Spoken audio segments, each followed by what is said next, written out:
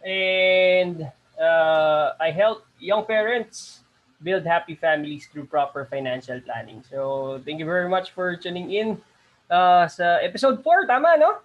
Yes. Coach Mark, ano nangyari kay Coach Mark? Pwede mo ba sa kanila ibigay yung context bakit absent si Coach Mark?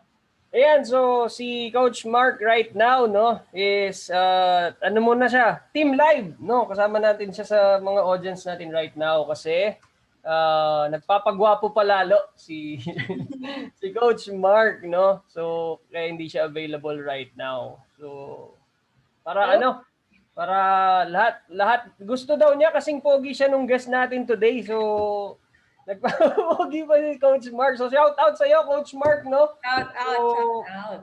ayan. So, odds, go! Okay, so pakilala ko na ang ating Crazy Rich Asian, Pogi, Generous, Rich, ano pa? Yeah, masaya, masaya.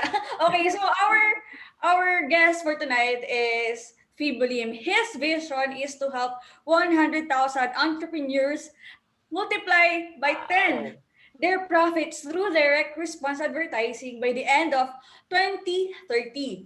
So, so this goal isn't just to grow business, but also to provide more jobs and help solve problems in our country. So si Fibo yung na-invite ko dito kasi aside sa aside sa nasa scalable business siya and ini-scale niya yung business niya right now, tumutulong din siya sa other entrepreneurs to scale their business. Okay?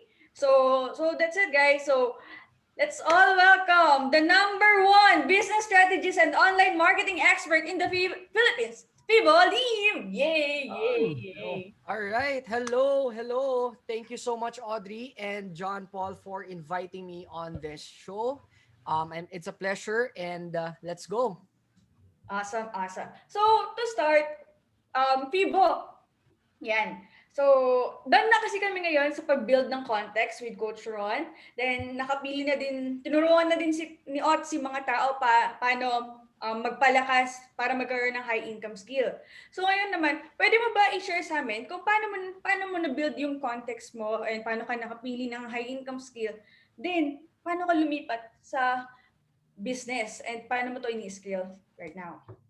Right. Okay. So, how it started is I was in network marketing. So, that's one of the businesses talaga that honed me in my high income skills. So that was the skill of selling, closing, presenting, and also building teams.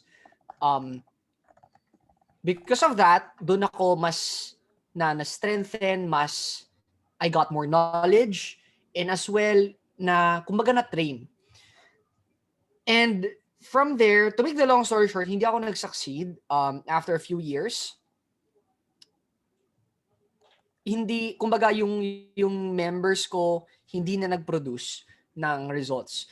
So I transitioned to traditional business, and after that I lost all of my savings. I kumita naman ako sa network marketing in investment traditional business. I failed, and that's when I almost lost everything I had.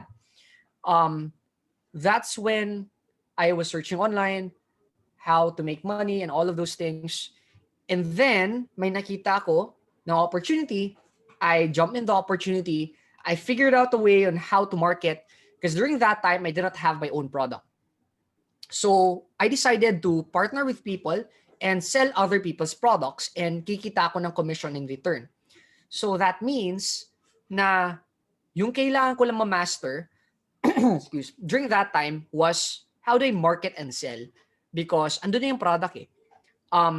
But this time, since it's online, I had to master a new skill, which is marketing online. Because when I was in network marketing, I was marketing and selling offline. Ngayon, it's a different skill because it's online. So, I learned the tech part, how to run Facebook ads, how to create a website, how to do all those things. And fast forward, I made my first 100,000, made my first million, made 1 million in a month. And from there, I told myself na I want to do something that kumbaga, it's something that I love. Even if I'm gonna retire, I'm still gonna do it. And that for me is speaking. So, yung speaking naman, I also got that, I learned that dun din sa network marketing. Kasi sa network marketing, mag-train ka, mag-sell ka, mag-market ka, mag-speak ka rin in front of people. And dun ko, nakita ko yung, narealize ko yung passion na I love to speak and train. Yun yung yung hindi ko gusto sa network marketing is mag-sell offline. So, what happened is, what happened is, I wanted to pursue my passion in speaking. So, kumbaga, yun yung gusto kong retirement job. And sabi ko, why, instead of working hard and then retiring and go to speaking, which is what I really love, why don't I, since during that time, I was able to have savings naman, mag-pursue na lang ako ng speaking. But during that time, since nobody wanted to hire me, kaya wala akong experience, kasi I'm no one, I decided to hire myself. And what I had the skill during that time was I know how to market and sell online. Because that's how I made my first million. I made my first million selling other people's products and just by understanding how to market and sell. So sabi ko, marunong ako mag-market online. Why don't I market myself as a speaker and hire myself as a speaker? I am the speaker. I'm also the organizer. I'm everything. Because yun yung gusto kong direction. That's my passion. So anyways, to make the long story short, from there, I was able to build a digital marketing company, events company, and consulting company, surrounding everything na what I love, which is now marketing, speaking, and training. So that's how it all started. And I started by myself muna, right? But eventually, if I want to help more people, if I want to have more awareness sa mga tao, I need to duplicate myself. So that's when I hired one person, another person, another person. Fast forward today, we're almost 30 people in the team. And that's how I learned na magkaiba pala yung kumikita ka, tapos self-employed ka, you have a high income skill, okay? And it's a totally different skill set when you have team members under you. So one of those, I'll share later on when you keep on asking the questions, but one of those is that dito, sa self-employed, if you have the high income skill, you will be the one doing the work. Dito, pag business owner ka na, you're not gonna be the one doing the work. So it's quite hard. Why? Because when you are doing the work, you're the best person. When you're the business owner, if you're the best person, you're gonna end up doing the work and you end up not being the business owner. You end up hiring more people, delegating to them, but ending up you doing the work. So that's the main difference. And there's a lot of things that we're gonna discuss in the next few minutes. Awesome. So, okay. So, type hire yourself if nakinig kayo mabuti kay Fibo. Okay? So, wait lang. Kamustahin ko muna tong 52,000 na viewers natin. Okay? So, hi Miss Joy. Hi Nico.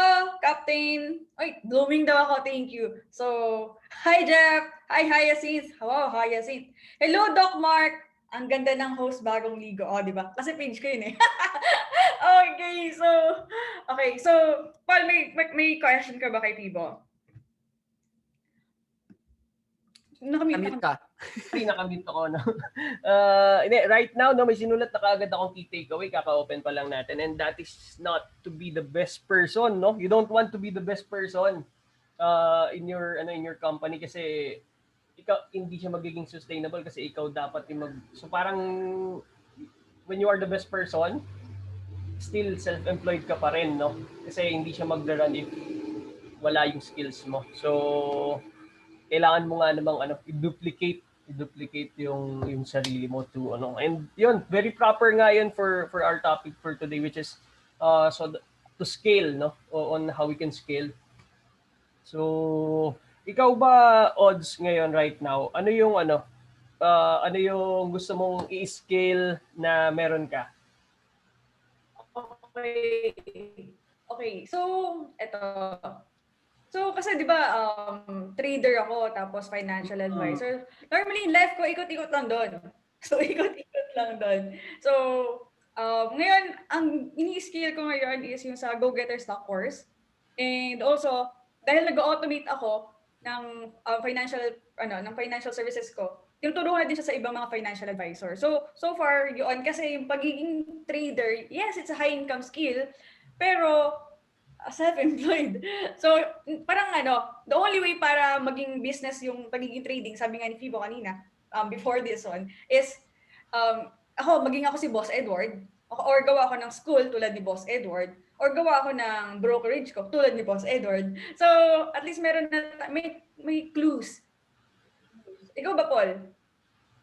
Sa akin right now, no, ang siyempre, ang pinaka main source of income ko right now is being a financial advisor din. Pero, kasama sa mga ginagawa ko is, yun, I do Facebook ads nga din, no?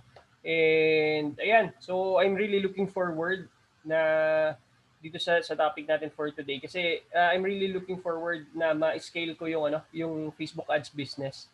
So, kasi parang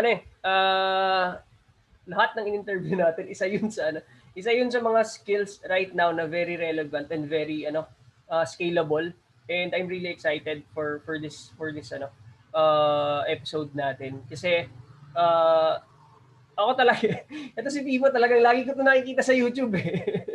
So ayun, so malamang marami tayong matututunan dito, and yung mga marketers din dito na nanonood, for sure sigurado marami silang mapupulot on how they can scale their marketing business din. So ayan, ano bang Fibo, anong importance ng scalable business? So Right. So, I believe a business has two directions.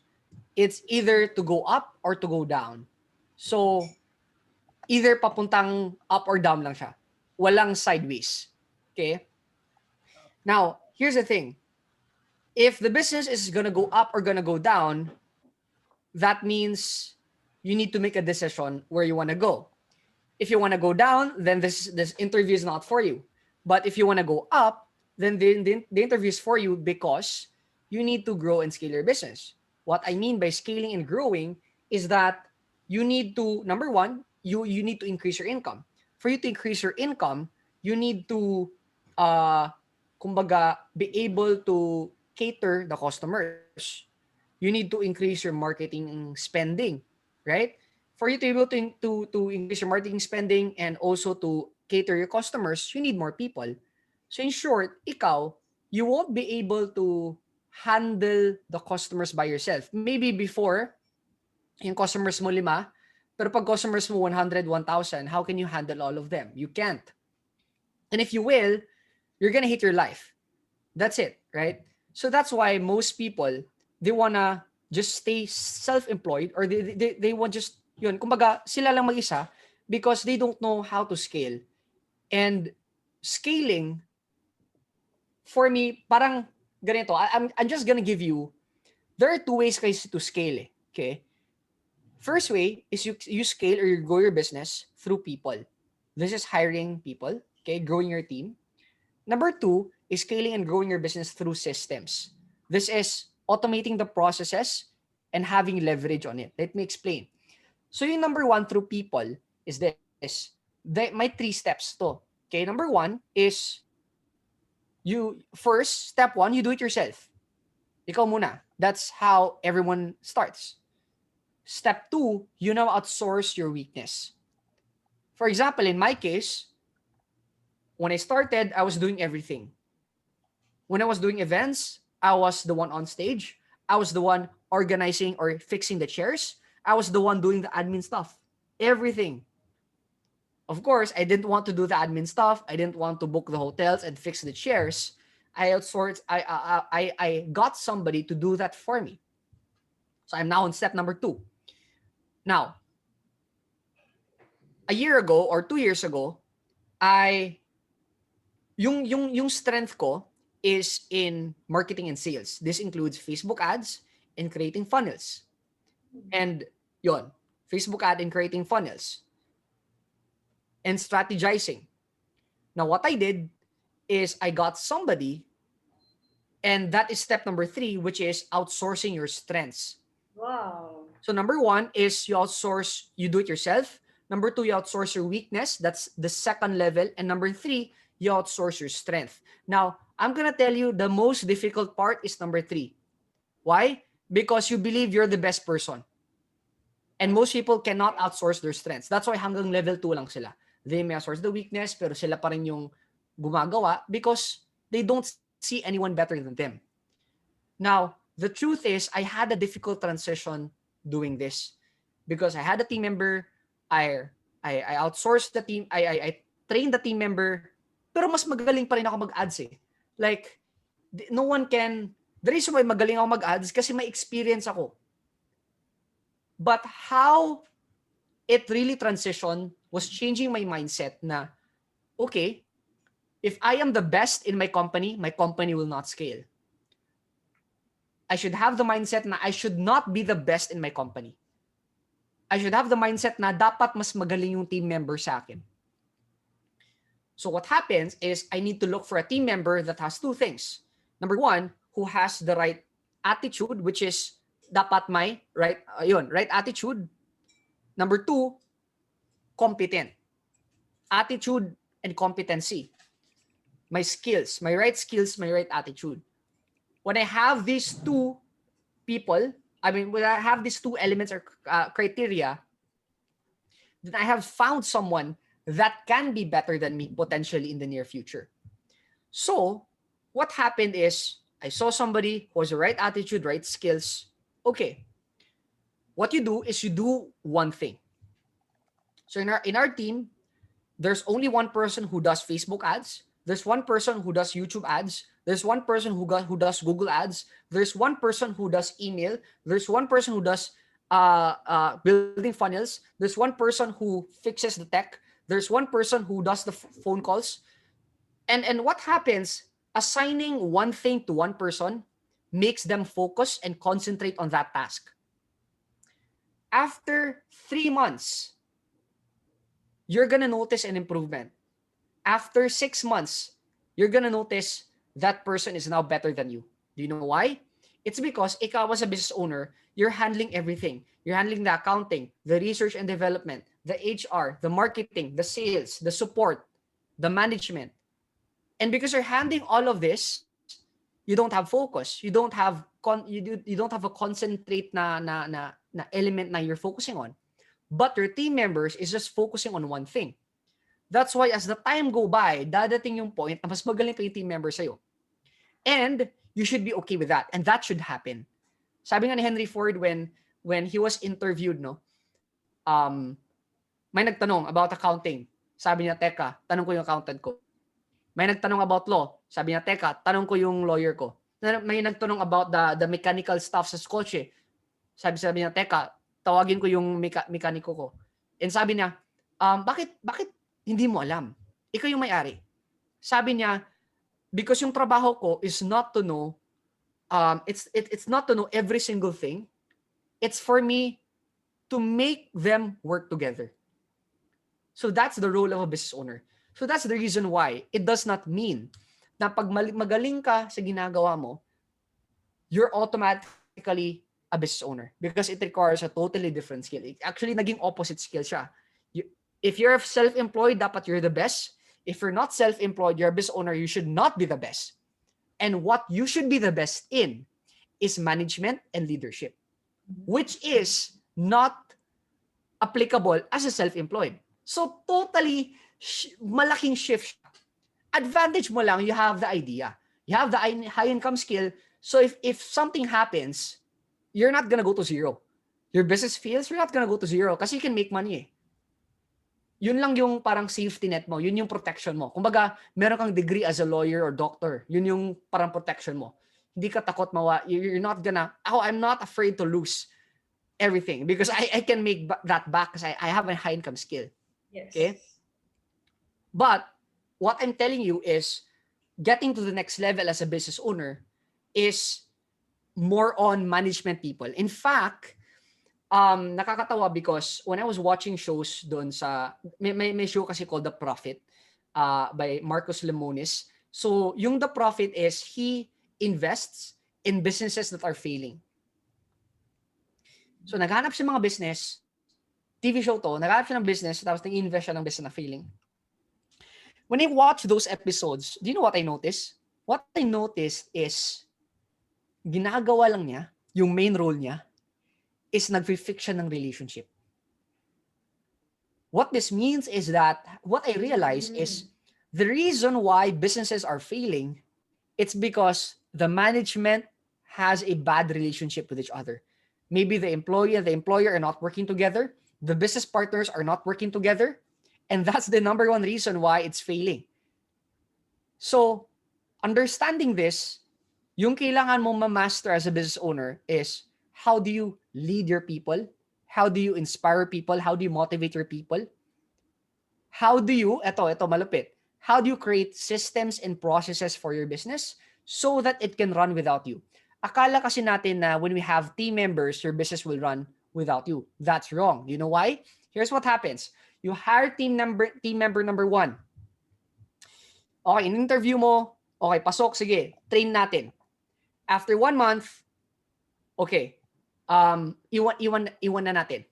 Now, the truth is, when we hire team member number 1, okay, first employee mo, you will end up, listen you're a business owner, kuno, you paid salary on time, you delegate your tasks to this employee, but you end up doing the work, and you end up not paying yourself. That's what happens. A lot of business owners ngayon, they end up doing the work of their team members, and they pay their employees, but they don't pay themselves. Right? So that's what we call a self-employment trap. Okay, you think you're a business owner, but you're actually not. You're actually worse than self-employed. Kasi you're prioritizing the welfare of your employees and not prioritizing your welfare. Now, ito yung mangyari. Here's what happened to me. I hired my first team member. Okay, you do the support. And that team member keeps on asking a lot of questions. Sabi ko, ang sakit naman sa ulo. I want this team member 1 na may mag-manage. So I hired team member number 2. Team member number 2 kindly manage team member number 1. Okay, akala na ko wala nang gawin. And then I realized team member number 2 also needs management. Needs to be managed. So now, I need to hire team member number 3 to manage team member number 2 to manage team member number 1. So I now have 3 team members. And here's the next problem. All 3 members needs to be managed. So I have more problems. And that's the reason why sabi nila, okay, I'm just gonna fire my employees. I'm gonna do it by myself so that walang hindi masakit sa ulo. What I'm sharing with you is, going back, if you're a good cook, it doesn't mean you're gonna be a successful restaurant. If you're a good Facebook advertiser, it doesn't mean you will be a successful Facebook ads agency. Because you are a good technician, which is doing the tasks, but you're not good in the management side. So, well, humaba yung kwento, but yun yung point ko, wherein for you to build a scalable business, no? Iba yung mindset shift na kailangan mo, iba yung skill set na kailangan mo. And sige, back to you. Baka mahaba yung kwento ko. So, sige. Okay. Ito lang yung follow up lang din sa kwento mo. So, tama ba, Fibo, na before mag-skill tayo ng todo-todo, is kailangan muna the business can run without you. Kasi, pag dumami yung clients, hindi mo kayang i-handle mag-isa. So, important na na-set up mo muna siya to work without you. Tama ba? No. What happens is this. Ito. Businesses, I just want you to realize, yung business, forever may problems yan. Mm-hmm. Yung mindset kasi ng iba, gusto nila i-solve yung problem sa business para they can go to the beach in Hawaii and drink coconut juice there and just make money. Now that never happens. Do you know why? Because the business either goes up or either goes down. Either way, may problem. If the business goes down, it's a worse problem kasi you're not making money. If the business goes up, there's a problem but it's a good problem. Ano yung mga problem when the business goes up? Yun nga, yung mga customers mo start complaining, yung mga customers mo they complain because hindi na sila kaya ma-entertain sa support mo. Or marami kang customers, hindi na accurate yung mga data. Or marami kang team members, walang makapag-manage. All these things. Now, yung scaling kasi, so get eto. Yung scaling is not only about marketing and sales. It's not only about increasing your advertising budget. It's not only about getting more clients. It's everything. Because when you get clients, you increase your support team, you increase every single department. So, every level, the entire department changes. Mag-change yung responsibilities, mag-change yung whatever, mag-change lang lahat yan. So, what that means is never-ending process siya. Okay? Now, with regards to increasing your marketing budget, with regards to increasing your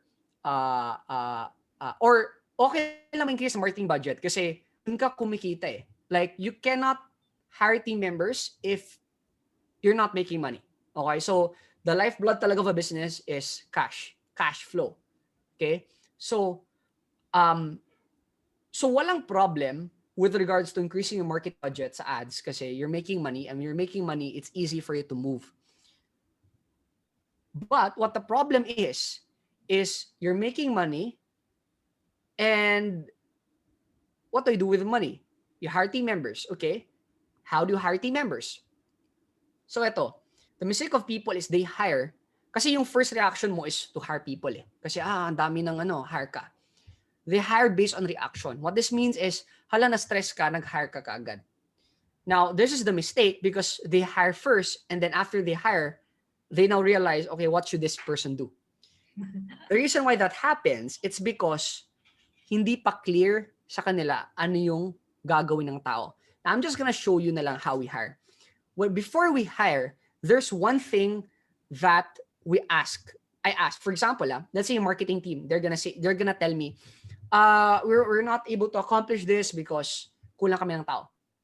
So I ask them, okay, what do you need? What role do you need? Anong team member do you need? You don't say na, kulang tao, sige hire tayo. No.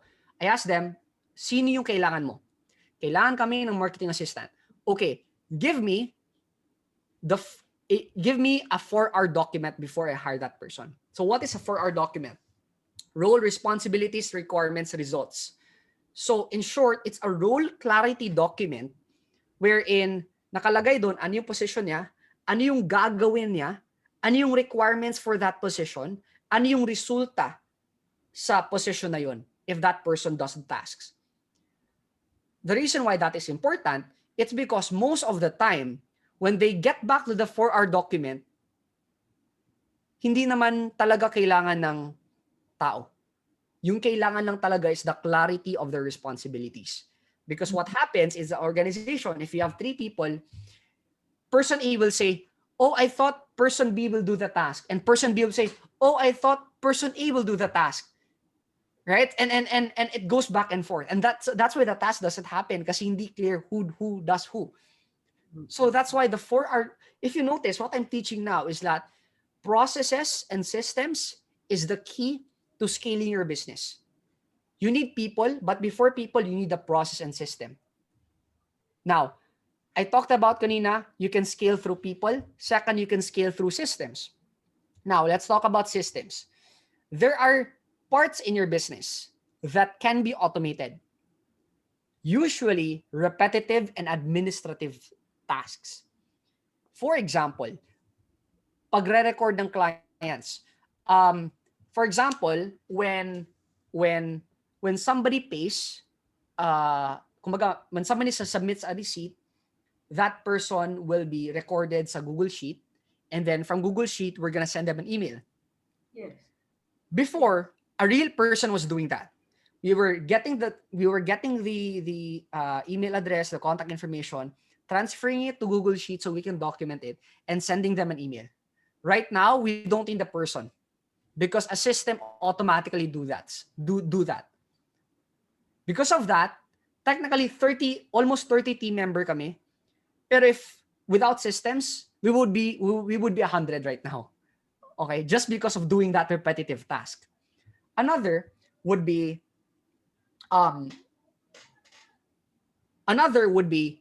sending follow-up emails, sending follow-up messages. So before, without automation, I need to get somebody from my team, okay, at 7 p.m., send this message to these type of people. At 12 p.m., I want you to send this email to these type of people. I want you to text these people and remind them for my webinar. Now, I don't need to hire a single person doing that because everything is automated. So an hour before my webinar, an email reminder sends to my subscribers and they get it without lifting a single finger. So having that is na you're saving time and money with regards, and one more thing is, because systems na yung gumagawa ng trabaho mo, they're not gonna ask for a raise, they're not gonna complain, hindi sila mag-absent, hindi sila mapapagod, kasi automated siya. Right? So, yun yung concept na I want to share with you. Okay? And lastly is that, by the way, next question. parang napahaba ako sa. Okay. So before that, mga kamusta muna ako dito kasi natutulala na sila. So dito yung mga student mo, si Mark Ababa, diba, from Cebu, si JJ Santos, course that sells, diba? Dito si Keith. Hi, Miss Nina. Hi, Justine. Okay. So, ayan. So, para sa mga nakinig, automation, mga natutunan natin so far is yung 4R, role, responsibility, requirements, and result. Type niya dyan, 4R, if nakinig ka. And yung dalawang ways ng automation, automation by people and automation by system. So, yan. Okay. So, meron ka bang question, Paul? Na-amaze lang ako, no? Kasi in some way, no, meron ako mga friends na from other industries that are worried na pwede silang ma-replace yung work that they do, pwedeng ma-replace ng So right now, I think it's based on the skill that you have, no, kung replaceable ka or hindi, or kung pwede ka ma-automate na lang or hindi. So right now, ano ba yung mga pina-prioritize mo, Fibo, na mga skills na you want to be automated na lang, di ba? Bukod dun sa mga repetitive, alin yung mga tinitingnan mo na you want this to be automated na lang, tapos hindi na siya dapat tao, and it makes the work easier. Okay. So, well, let me address muna yung yung tanong na, yung sinabi mo kanina na you have team members na they're afraid to be replaced. Okay, so I'm gonna tell you that people will be replaced if hindi mo kailangan gumamit ng utak para magtrabaho. Because like for example, pag-make ng coffee, yung mga tao sa Starbucks, sa McDonald's, like it's obvious they're replaceable. Like obviously. Because it's already and if you notice, may tao pero nag-ooperate ng systems. Kasi bakit hindi na sila gumagamit ng utak? Because nakalagay doon 5 minutes luto mo yung french fries. Edi 5 minutes. 1 minute luto mo yung burger, 1 minute. Hindi yan parang chef na okay, ano ko yung timpla, may creativity. Now, what are the jobs that is not replaceable? These are the jobs that requires strategy and requires creativity. So, what this means is, the truth is, if you're in a job naman na he doesn't require strategy and creativity, there's a chance that you're not growing. Kasi you're just going to work doing the same task over and over again. And you don't have that career growth kasi you're not going anywhere. You're just a robot. And if you're gonna ask people who's doing the same task, ask them, do you love your work? Maybe. But do you feel you're growing? They're gonna say no. They feel like a robot. And for me, I don't think it's a negative thing. I think it's a wake-up call na, guys, we need to grow.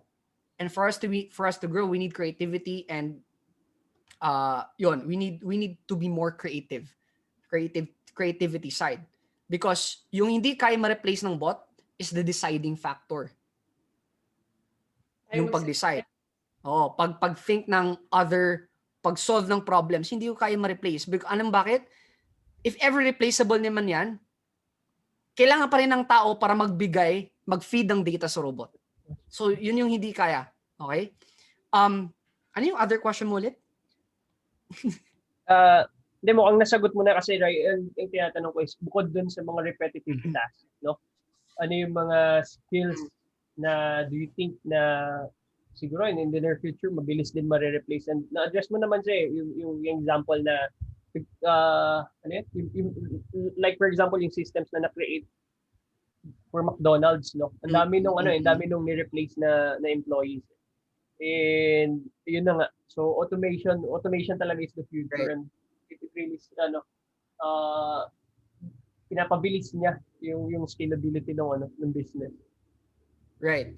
So, my suggestion is, how can you be of value sa company that you're working? Let's say you're working as an employee. How can you be of value? And how can you not be replaceable? It's this. Sabihin natin, you're in the customer support and you handle refunds. The refund rate before you came in was 30%. Trabaho mo, gawin mong 25%. You find a way.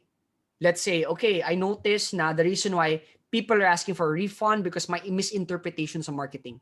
We tell the marketing team, we need to change this so we can drop our refund requests. If that happens, okay, I wanna hit the next goal, which is 20% refund rate. The reason why that's happening maybe because yung delivery ng products isn't clear yung system. So I'm gonna communicate with the product delivery. Hey, we're getting a lot of refund requests. One of those things is yung mga customers hindi nila nare-receive yung product. Now these things cannot be replaced by a robot because it needs thinking. It needs problem solving and creativity. Walang fixed linear thing. Okay? So what you can do here is you shift your mindset from just doing the task and instead, how can you be of value to the company? That's why for me, yung team members ko, yung role nila, it's not just to do the tasks repetitively. It's for them to hit their KPI or the key performance index or their numbers. So for example, let's say sa marketing team namin, okay, yung return on ROAS or ROI ng ad spend is 3x. Pag na-hit yung 3x, okay, how can we get to 4x? How can we get to 5x? Okay, if we're spending a million pesos a month in ads, okay, how can we get to 2 million? How can we get to 3 million? No, that cannot be replaced by a robot. They have to think, you have to find ways. So yun yung tasks na we're giving to them. That's why naturally they have this type of growth, or parang meron silang, okay ba yung connection ko? Nakalagay kasi dito, unstable. Anyways, so meron silang tinatawag na career growth na they're experiencing. So just because we're giving them tasks na requires them to think. And because of that, I believe every employee, yung habol nila is growth. That's why they say, nag-resign ako, bakit? Naghanap ako ng better opportunities. What that means is they're not growing in that position. That's the point. Bao. Tama. Kasi yung mga kaibigan ko na nagre-resign, nahanap nila yung growth na hinahanap nila. Doon talaga yung happiness. Yung sakto lang yung nasa bliss, yung nasa-challenge and nag-grow. Hindi na bored and hindi na overwhelmed. So yung tamang bliss. So yan. So, okay. So may mga nagpapa-shoutout muna dito. Hello Justin, hello Jordan, and hello Miss Solana, hello Arnie. Okay. So, hi guys. Guys, if you have question for your business, sulitin natin itong last few minutes with Fibo. I-type nyo dyan para ma-ask natin siya. Okay? So, Fibo, para naman ma-excite yung mga tao, ano yung difference monetarily nung self-employed ka pa lang or ikaw lang mag-isa, tapos ngayon na nag-scale ka ng business and papuntahan na ngayon sa 'di ba, sa investing. I mean, sa real estate, ganyan. Pero kasi, nag-overflow na talaga sa business. Kaya, sobrang cash, wow, sobrang sa cash. Kaya pwedeng na talagang mag-invest sa high return investment. So ngayon, pwede ba natin silang i-excite para ma-force sila to set up talaga? Kasi ngayon, daming excuse At saka na ako gagawa ng system kasi busy pa ako sa pagiging self-employed. Busy ako sa paghanap ng prospect, busy ako sa pag-set appointment, busy ako sa pag-present, pag-close. Tsaka ako na-set up yung system. So ngayon, okay lang ba if i-excite natin sila monetarily dun sa ano yung naging difference? Right. So, yung difference is really huge. What that means is what I can make in a year, I can make in a day. Right. So that's the huge difference. Second is the time na you have. So what that means is what you can make in a year, you can make in a day. What you do by yourself in a year, you can actually also do in a day. Why? Because hindi na ikaw yung gumagawa na task. And it should not be you. Kumbaga sa company, merong mga role, merong mga position. And yung role mo as CEO is not to do the task. Do you know what your role is? Your role is to do nothing. Do you know why? Do nothing. Because if you're doing something, you're not fulfilling your role as a CEO. So when you say do nothing, what does that mean? When I say do nothing, hindi dapat gagalaw yung kamay mo tsaka yung paa mo. In fact, si Nick Vujicic. Okay? Si Nick Vujicic doesn't have arms and feet. But he owns 5 companies, $5 million companies. How is it possible? He doesn't have arms and feet. Because a CEO needs one thing, and that is your head. You should be thinking. So when people ask me, what do you do most of your time? What do you do most of the time? I just keep on thinking. Because that's your role. It's to solve problems. It's not to be hands-on and doing the tasks. It's for you to go backwards and just observing, okay, what needs to be fixed, what I need, ano ba yung kailangan kong gawin, and then inform your manager, inform your team member.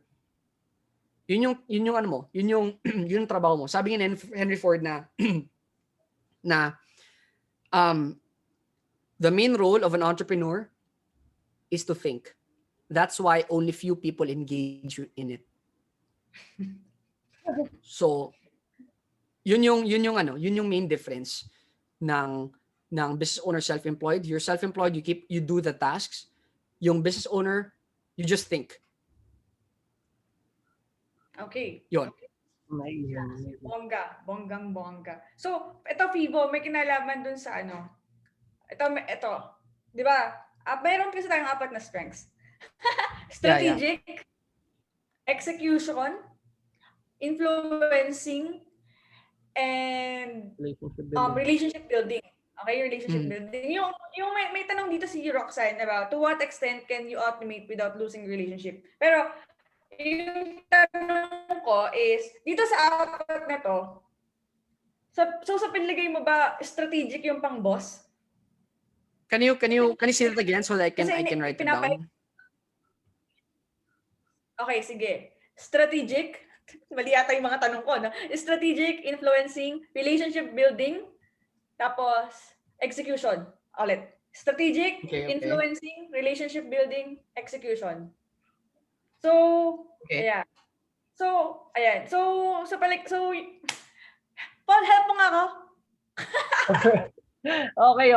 So I think yung sinasabi ni Audrey is yung for parang ano bang tawag din sa Gallup. So yun yung parang categories ng talent teams mo sa Gallup strengths, di ba? So yung strategic, execution, relationship building, and ano nga yung isa? Influencing. So, dito may question kasi may question dito si Roxanne. So, Roxanne Malaluan, no? Sabi niya, to what extent can you use automation without losing relationships? Okay. Wait lang. I think my question pa si Audrey, which is etong apat. Ano yung question mo, Audrey? Parang like Yeah. So, ano yung kailangan mo for you to be a business owner? Correct? oo. Right. Okay. Great. So ako, I'm a strategic person, okay? Yeah. But hindi kailangan na it doesn't mean na pag influencing ka, hindi ka pwede maging business owner. Okay? Because what happens, kasi technically itong strategic, influencing, relationship building, execution, kailangan andun yung apat para maging business owner ka. Kasi imagine if strategic ka, wala kang connections, patay ka. What if strategic ka, hindi ka gagawa ng task, patay ka. Alam mo bakit patay ka? Kasi number one, you do it yourself muna. You cannot outsource if you don't do it yourself. So, if patay ka sa execution, walang mangyayari. Okay? Now, you can be either of these, but you need somebody in your team to fill in these positions. So, if you're a strategic person, you need somebody in the team to influence. You need somebody in the team to execute. You need somebody in the team to do the relationship building. That is how you create teamwork. That's why it's not possible if yung CEO lang alone.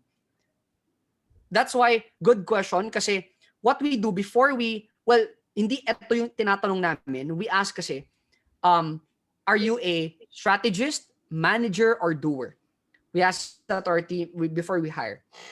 And the reason why we ask that, because we are already looking for somebody to fill in the position. So for example, if we are looking for a doer, and then sinabi mo na strategist ka, hindi ka namin kunin because you're not gonna fill in the position. So kumbaga, all these four, andito yung apat sa organization ko, because you can't live if may isa wala. So yung point nun is, it's okay if hindi ka strategic. Okay lang kahit relationship building ka. Yun yung strength mo. So marami kang connections.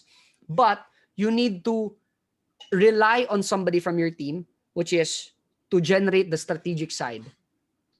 So yun yung ano ko. Okay, going to the question, Kuabod. Gets. Gets ba? Okay. Right. Going back to your question, Paul.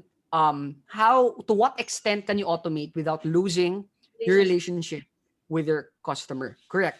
That's a good question. Now, here's my question, Paul. Diba you mentioned, I think before the interview, you mentioned that you saw me on social media. Is that correct, Paul?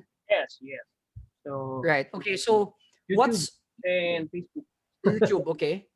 So because of that, ano yung relationship mo sa akin? Like, because you saw me on YouTube, what's your relationship with me? I mean, like, what I'm telling is, do you have some sort of trust sa akin because you saw me sa YouTube and social media?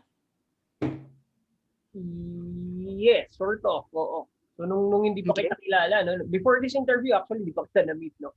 So, parang there's a certain familiarity na ito palang tao to, this is how we speak, di ba? Ito yung ano niya, ito yung aura niya. So, in a sense, got it. Di ba? Parang nakikita ko kung anong klaseng tao. Okay. So here's my question, Paul. Let's say somebody who you don't know, you have not seen, you have not talked to, approaches you and want to do business with you. What's the chances of you doing business with that person? You have no relationship, you don't know that person. High or low? Ano yung chances of you doing business? Maliit. Low. Okay. Let's say after this, I want to do business with you.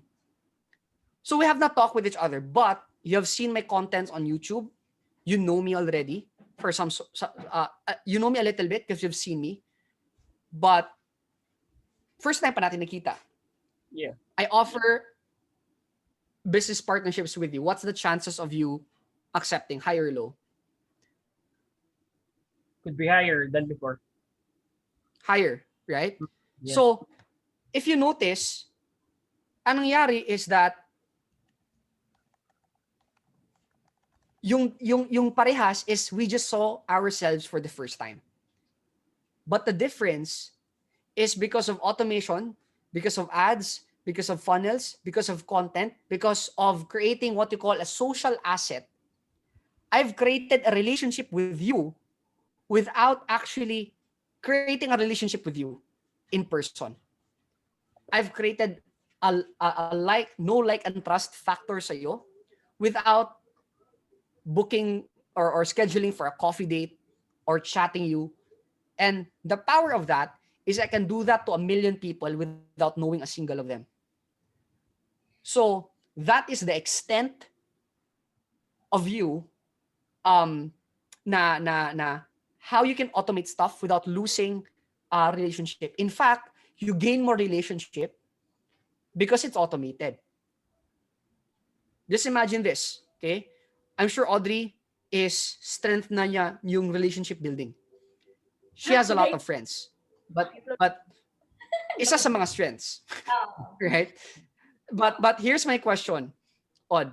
How many friends do you have on Facebook? Sabihin natin, how many friends? Do you have number in mind? 2,000? Yes. I know. For Yeah. Si Audrey. Go, Audrey. So sa akin, sa personal 2,000. Okay. Kay Audrey. Meron akong 4-6 na friends, tapos may followers sa personal 4-3. Okay. Tapos sa page, 12. Okay, 4-6. How many people do you chat every day? 5, 8. Okay, so look at this. You can only create relationship sa 5 tao, 8 tao every day. But if it's automated, I can create relationship to 1 million people every single day. That's the power of it. And I can do that if you subscribe to my email. I can send you an email every day. I publish a video every day. So now, when we see in person, people seemed like people thought now we knew each other for a long time. It's because they have been following my stuff for a long time. That's the power of the relationship building, partnering with automation. Galing. Okay. Solve. Yeah. Right, guys. So instant yun, no? Parang instant na business consultation yun. So thank you, no? Kasi actually also, isa sa mga teammates ko from my Manulife business, no? Sabi niya, nag-comment siya right now dito sa stream natin. Sabi ni Nico Lentic, makapag-automate na nga.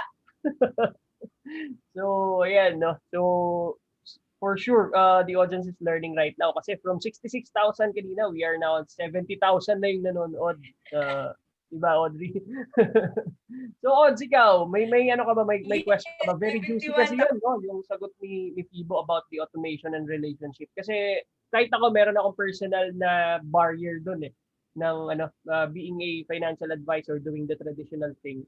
Merong personal barrier ako dun sa mindset dun na paano nga naman yung relationship. And sobrang ganda nung sinabi ni Fibo na instead na mawala yung relationship, you should think about dun sa nagiging mong relationship because of the reach na nare-reach yung automation. No? Wow, juicy. So, how about the Odds? May question ka yata? Okay. Marami akong question 10,000 pero wala na tayong time. Okay lang ba, Paul, if i-share mo na sa kanila yung biggest takeaway mo, tas ako naman, tapos yung one thing na papa-take away ni Fibo sa mga audience natin ngayon. Okay, sige.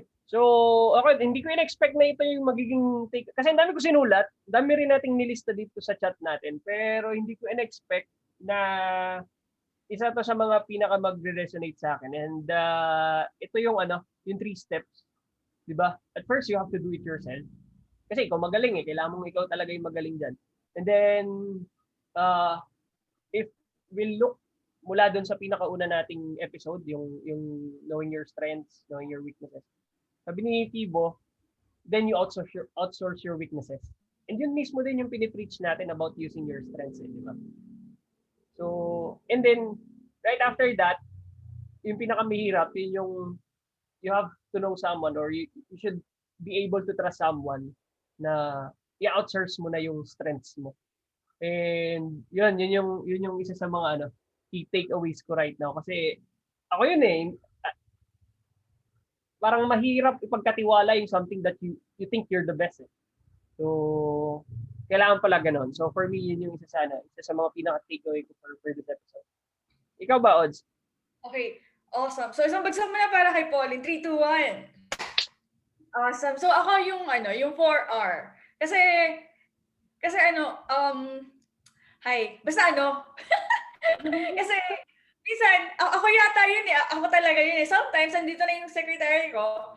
Hindi ko na alam ito ibigay na task. So wala siyang gagawin. Pero kapag may naisip na ako, sabay-sabay. So makakatulong tong role, responsibility, requirements, and yung results. So and also kaya kasi ako nag-automate actually is to build relationship. Kasi dati, limiting belief ko pala na hindi ko ma-automate ang relationship. Pero along the way, habang nag-uusap tayo, na-realize ko, bakit, sample na lang, si Miss Shana Sino, idol ko kasi Miss Shana Sino, bakit feeling close ako sa kanya?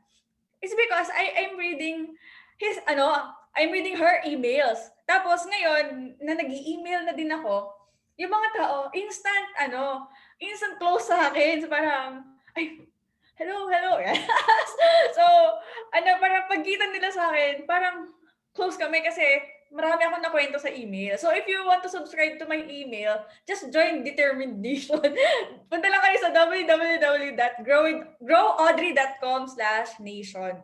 So, yun yung takeaway ko. Automation and 4R. Yun, so isang bagsak muna sa'yo, Audrey. So in 3, 2, 1.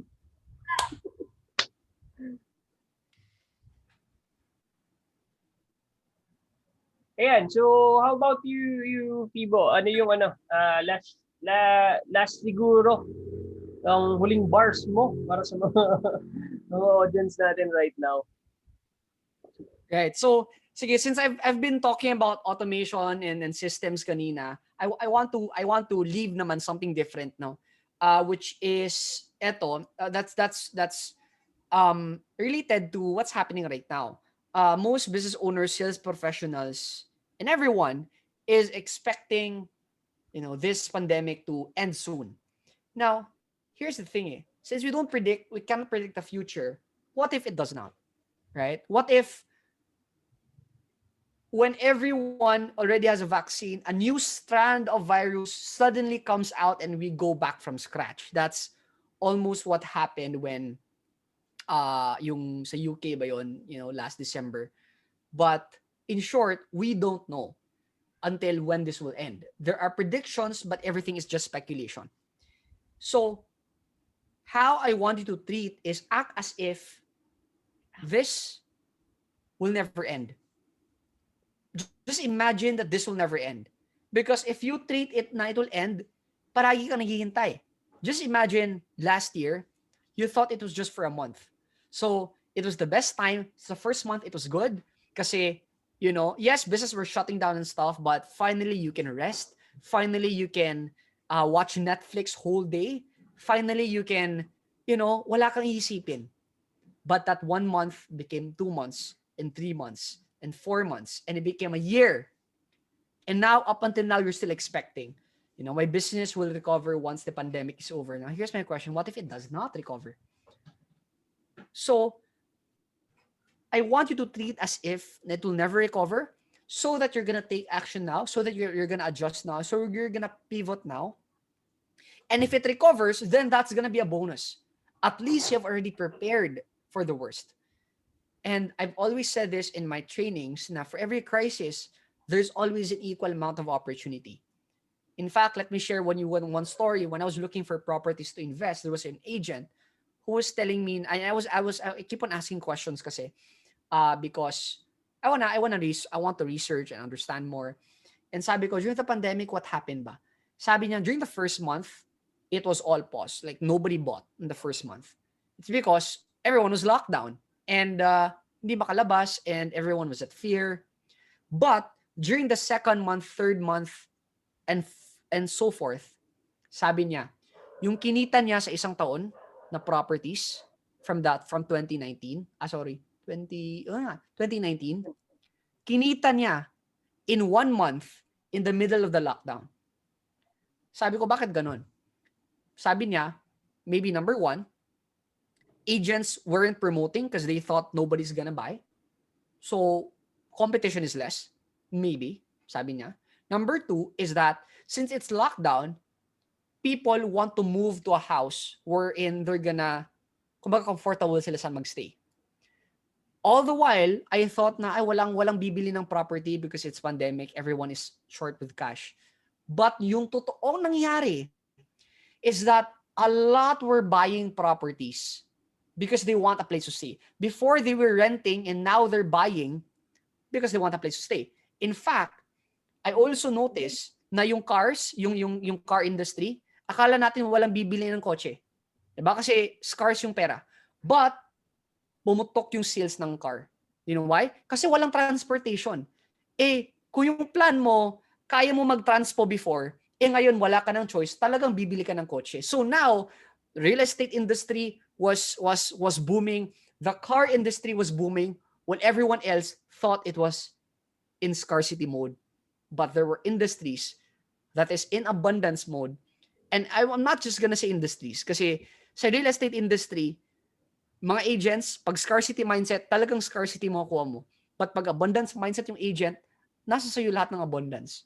And that is what's happening if you just have to change your mindset and, everything starts to change. Amazing. Fibo, meron ka bang gustong i-promote? Yun. So if you're somebody who wants to be able to attract prospects using social media advertising, Facebook ads, for example, and you want to know how to convert your prospects into paying customers using an automated sales process, and you want to be able to grow your business online and generate sales predictably and consistently 24 hours a day, 7 days a week, then I'm inviting you to join my free training where I'm going to show you how to exactly make that happen. So the link is fibolim.com/class. Again, it's fibolim.com/class to register for a free seat. Okay. So, yeah, ayan. I'll make sure na i-send ko yung link na yan sa email. Okay? So, ayan. So, ayun. So, yun na. So, ayan. So, before we end, okay lang ba sa mga nanonood if you share your takeaway as a sign of gratitude kay Fibo? Kasi, isa-send ko din yan sa mga nasa email list. So, meron akong 1.7 na, Fibo. Di ba last time 1K lang sabi ko sa'yo? So, 1.7. I-send ko sa kanila yung mga takeaway nyo. So, yeah. And magpo-promote na din ako. Meron kaming bukas na free masterclass as well about stock market. So, by the end of that presentation, matututunan nyo na or madidiscover nyo how to ride the trend. Paano sasakay sa trend?